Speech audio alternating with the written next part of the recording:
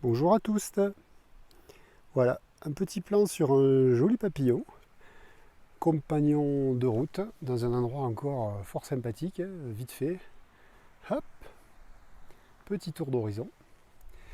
Et aujourd'hui, j'aurais aimé vous parler d'une chose sur laquelle j'étais un peu venu déjà.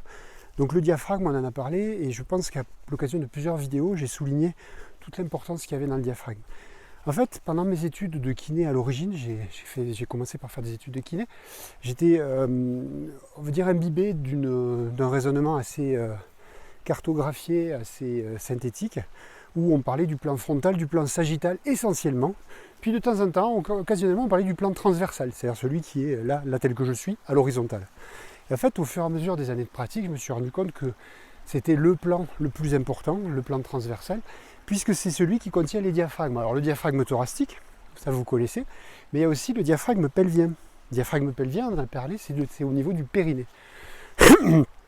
Et en fait, il y a d'autres diaphragmes. Il y a des diaphragmes, en fait, bon, certains appellent ça sous-occipitaux, la tente du cervelet.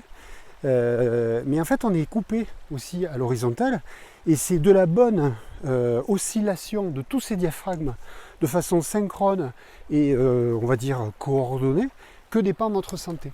C'est pas pour rien que toutes les médecines ancestrales, qu'elles soient ayurvédiques, chinoises, chamaniques de pays divers et variés, ont pris l'habitude de nous parler de ce genre d'importance du diaphragme.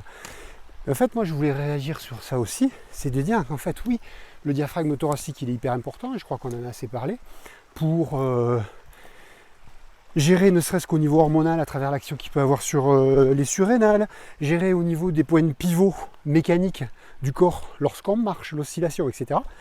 Mais le diaphragme pelvien, il est important parce que sans diaphragme pelvien, le diaphragme thoracique, il va petit à petit se brider. Et après, un diaphragme au-dessus, que malheureusement certains connaissent bien parce que lorsqu'on a ce qu'on appelle des céphalées de tension, c'est que souvent à ce niveau-là ça peut coincer, ça peut regorger avec un manque de drainage veineux au niveau des jugulaires et qui crée des maux de tête bien particuliers.